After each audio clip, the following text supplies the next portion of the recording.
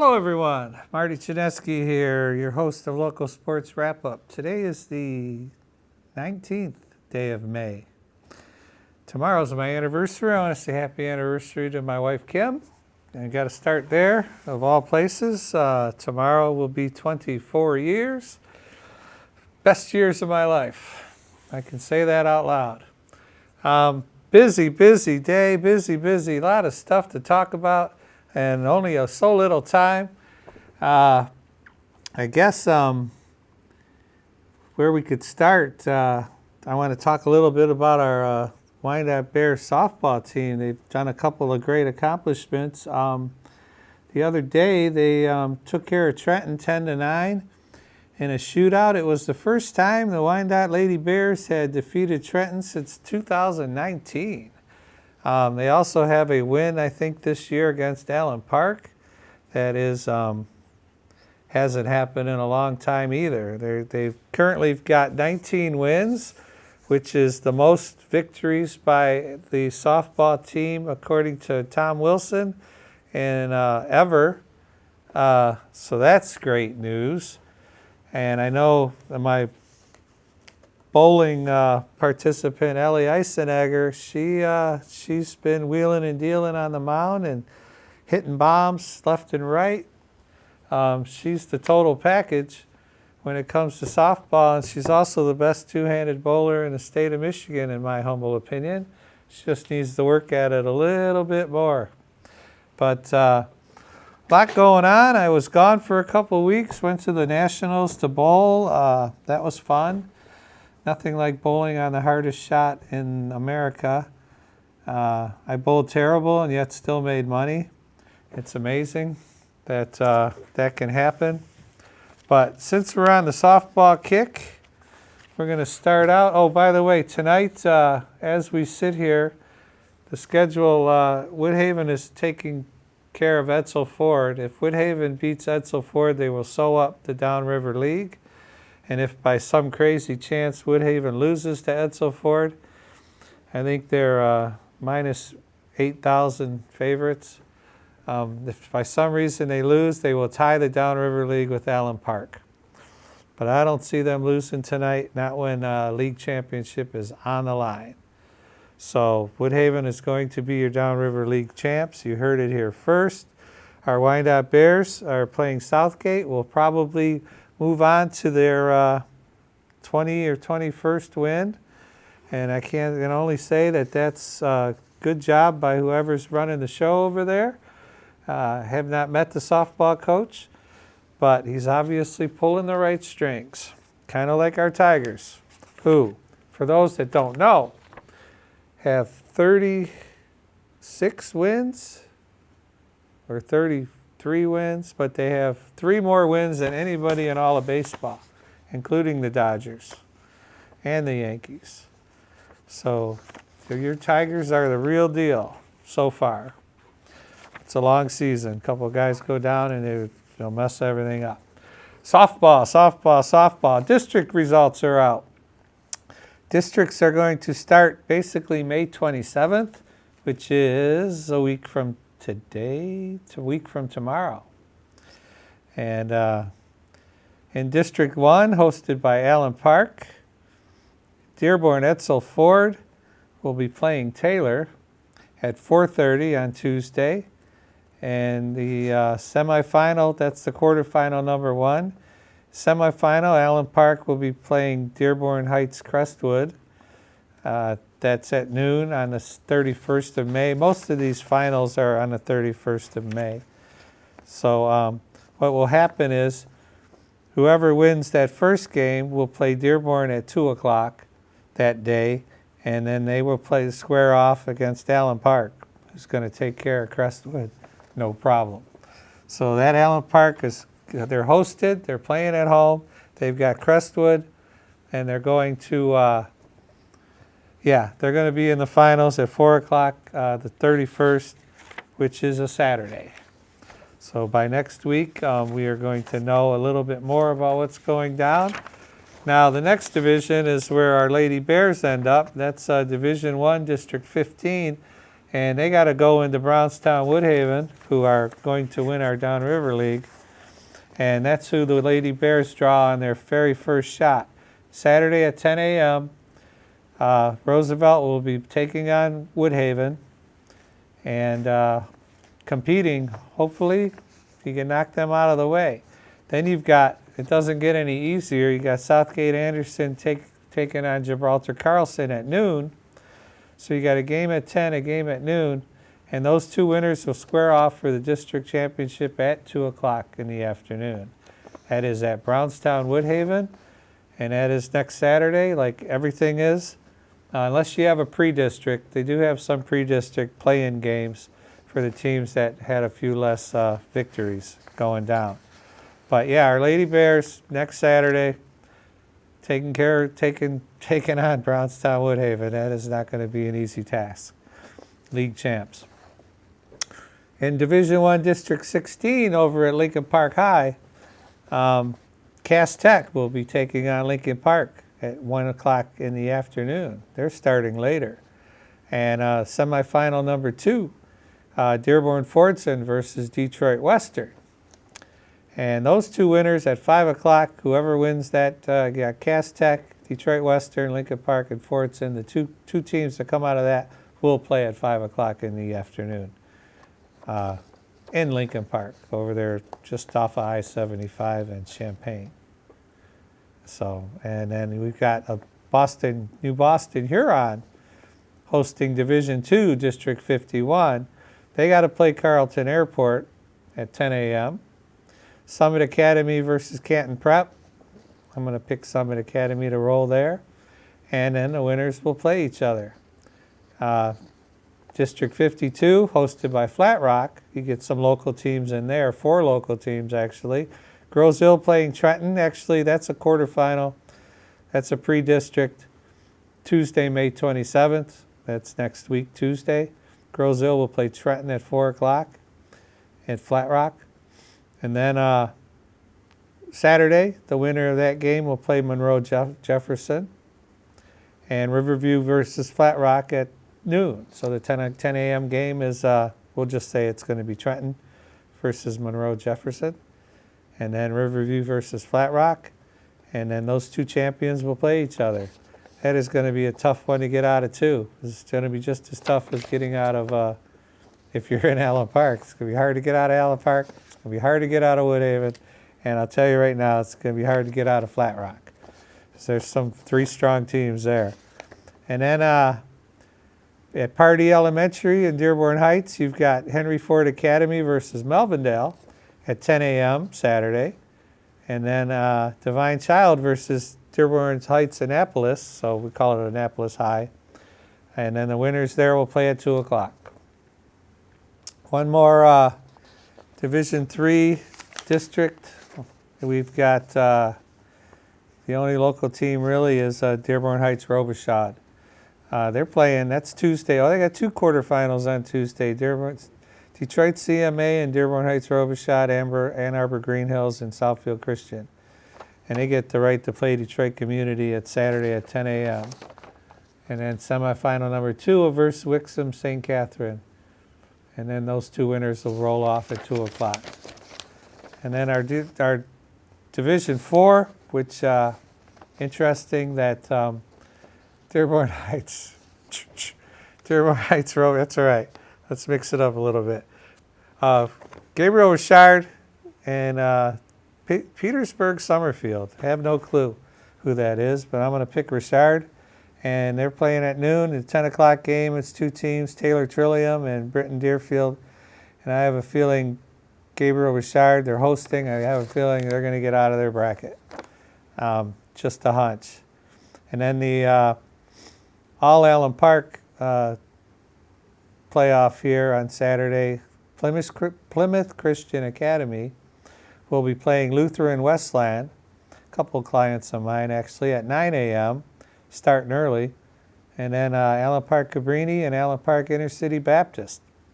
I think Baptist has the edge against the Catholics, but we shall see.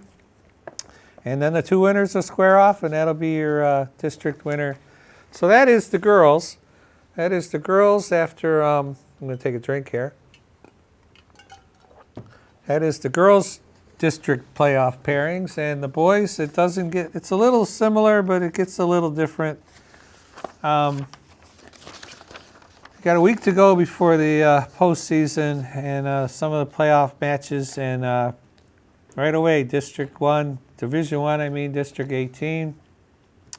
Carlson gets to play Woodhaven instead of us, but Roosevelt plays Southgate. Very similar to the girls, just it's based on your standings, though. And that's also May 31st. So Brownstown will be a crowded field next Saturday because they're hosting the softball and they're hosting the baseball. Great facility over there. They've got bleachers on the side of the field set up just like regular Tiger Ballpark. And then the number 1 winner will play the number 2 winner at 3 o'clock. So they're allowing 2.5 hours for the ball games for the boys. And then that's going to be a tough one to get out of them. Wyandotte Roosevelt's been playing good. They've all been playing well. Allen Park's hosting. They got a play-in game, Dearborn versus Taylor at Dearborn High. And then Saturday, Etzel Ford will play Lincoln Park. And the winner of that Dearborn-Taylor game will play Allen Park, the host, at 2 o'clock. These times can't be right because they're only allowing 2 hours, and you can't get a hardball game finished in 2 hours. Be nice. And then the top 2 winners will play. So Allen Park's going to host their home. And Livonia Franklin, let's see, we got these are the teams out there. You got Wayne Memorial, Westland John Glenn, Dearborn Heights Crestwood, and there's a play-in game, Memorial versus Franklin, and they will play Redford Thurston. And when I was back in the day, those were strong schools. Let's see, Clark Park. I've played there. I've played at Clark Park. Fordson has got to take on Cass Tech in a quarterfinal on Tuesday, and the 27th. And then Friday the 30th, we're going to have all 3 games played. That winner will take on University Prep, and Western's going to play Martin Luther King. So basically, except for Fordson, you got your all-Detroit district there. Melvindale is going to host over at Strong, and they play River Rouge Tuesday, the 27th. I hope you guys are all writing this down so you know. And then quarterfinal number 2 is Dearborn Heights Annapolis and Henry Ford Academy. And then Saturday, they will play, a couple of teams got a bye in that division, so that's Tuesday. Then the winner of quarterfinal 1 will play Grosse-Ile, and the winner of quarterfinal number 2 will play Riverview. So I have a feeling you're going to have Grosse-Ile and Riverview in your finals for that one. Okay. Let's see. We don't need to care about Livonia Clarenceville. Who's going out there? Yeah, nobody we care about. Divine Child, they'll probably roll the whole time, but unfortunately, they got to have a play-in game. So that's about it with the boys. Let's see, just Gabriel Richard. Oh yeah, they get to host themselves again. You got a play-in game, Cabrini versus Taylor Trillium. That's Tuesday, 4:30. And then Saturday, the winner of that game will play Intercity Baptist. This is boys baseball. And then Luther and Westland will play Gabriel Richard. That'll be at noon. And then it's not going to be at noon. Trust me, you're going to get a game done in that short of time. And then the winners of that get the winners of each. So let's see. It looks like the 2 teams with the bye. Well, Allen Park Intercity Baptist is going to be taking on Gabriel Richard, who had a fine season, as far as I know. Girls tennis, we can talk about next. I will say that there was some great golf over the weekend. The PGA Championship was held. Scotty Scheffler is showing everybody that he's back in the field. He's back. He had cut his hand in a kitchen accident, broke a glass, snapped his hand. He had to take some time off. But he is back. He won last week by 9 strokes, and he won the second major of the year by 5. So he's the real deal. Just thought we'd mention that. Girls tennis. Carlson captures second straight D2 regional. 4 other local teams also qualify, which I think is cool. They have an interesting way it works out in tennis. To qualify for states, you must place first or second overall in the final point standings by day's end. Now, we all know that you get points for every match you play. Teams accrue 1 point for each man won in a flight. If a team's player receives a bye, they will not earn the point until they win the following match. Teams can also qualify if they get more than 18 points but failed to place first or second. Additionally, any winner or runner-up in the number one singles flight that is not already part of a qualifying team will also advance to states. The same applies for number one doubles. As long as that school also did the same and that did not qualify, that's a new MHSAA rule change put in last school year. And as the commonly case in postseason time, several of our local tennis teams were situated in one Division II regional, which year was hosted by our Lady Bears. Let's see. Aside from last season, that was canceled to the 2020 season, my bad, that was canceled by COVID. Trenton has qualified for the state finals every season since 2018. Joining Carlson and Trenton, who were 1 and 2 in our division, is the Lady Bears. They got 20 points out of their matches, and Allen Park ended up with 18, right on the number. It's a third straight finals appearance for Wyandotte, so the Lady Bears in tennis are doing great, while Allen Park snuck in for the first time since 2019. So it's been a 5-year wait for the Allen Park Jags. Let's see. The two-time regional champion was Riley Sulewski. There we go. She claimed her third consecutive individual regional title. As the last player left standing at number 2 singles. The past 2 years, she was champion at number 4 and number 3 singles. She now sits at a perfect 17-0 record for the season. And she played, defeated the Trenton Junior in straight sets, 6-3, 6-4. Let's see. Trenton's flight championship at Thursday's regional came in the form of their top doubles duo. Senior Jordan Dory and sophomore Olivia Bransom were the number 3 seed pairings in the number 1 doubles flight. Roosevelt ended up matching Carlson in terms of flight champions with 3. That included high school newcomer Olivia Blackledge. Now, Olivia's a freshman, and she had a straight set win over Trenton's Cicely Sawicki in the finals in number 1 singles, 6-2, 6-4. The freshman for the Bears now owns a 17-4 record. So Olivia, and they got a nice picture of her here. And I'll just say this, she is it. She's the number 1 singles, and she's a 9th grader. So we're going to get a state championship out of Olivia. And if she ever wants to take any time off and do some bowling in the winter, Olivia, I'll teach you how to bowl. Can always use a good athlete. And elsewhere for the Lady Bears, junior Annie Ziegler and senior Ella Keithley continued their strong campaign together, improving to 14-1 as a duo, with their number 2 doubles finals win over Allen Park's Natalie Radel and Addison Zilla, 6-1, 7-6. Second set was tight. And at number 4 doubles for Roosevelt, it was the number 3 seed pairings of Emily Eskin and Claudia Danziger downing Trenton's Chloe Sabrina and Ella Smith. And they had to go to 3 sets, 6-3, they lost 4-6, and then they won 6-2. Let's see. The number 4 singles flight saw the Amelia Olazaro stay unbeaten in 12 matches this spring with 3 wins at regionals. The last was a 3-set comeback victory. And then Grosville in Division 3. Grosville in Division 3, 5th consecutive. They had their 5th consecutive undefeated Huron League season. I will say this: that Bill Riggs has got the